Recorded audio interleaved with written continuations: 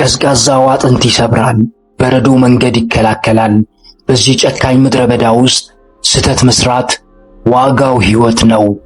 አንዲት እናት ልጇ ከተኩላዎች መንጋ ፊት ለፊት ተጋፈጡ።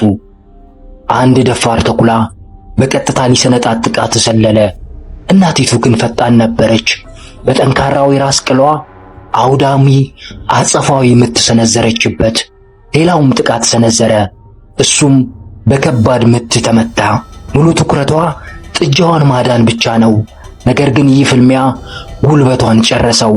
ብቻዋን የተለየችው እናት አሁን በግልጽ ዝላለች፣ እናም ደክማለች። በድንጋጤ ውስጥ ያለው ጥጃ ለማምለጥ ሮጠ። አንድ ተኩላ ግን ነጥሎ አስቀረው። አዳኙ ሊነክሰው በተደጋጋሚ አፉን ከፈተ። ጥጃው ግን ከሞት መንጋጋ እያመለጠ በረዶ ውስጥ ይታገላል።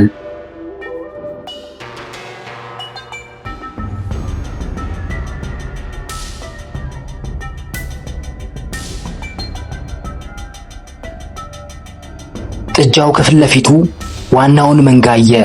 ወደ እነሱ ሲሮጥ ግን ተኩላው ከባድ ንክሻ አሳረፈበት። ድንገት ከመንጋ ውስጥ ሌላ እናት እንደ መብረቅ ተከሰተች። ተኩላው በኃይል ገጭታ አሽቀነጠረችው። የተሸነፈውም ተኩላ ፈርቶ ሸሸ። ጥጃው ከመንጋው ጋር ተቀላቅሎ ሕይወቱን አተረፈ። ነገር ግን ጨካኝ ተኩላዎች ፊታቸውን ወደ እናት አዞሩ። የደከመችው እናት ብቻዋን አገኘዋት። ልጇን ለማዳን ስትል የራሷን ሕይወት ለሞት አሳልፋ ሰጠች። ለልጅ ሲባል መሞት የእናትነት የመጨረሻው ጥበብ ነው።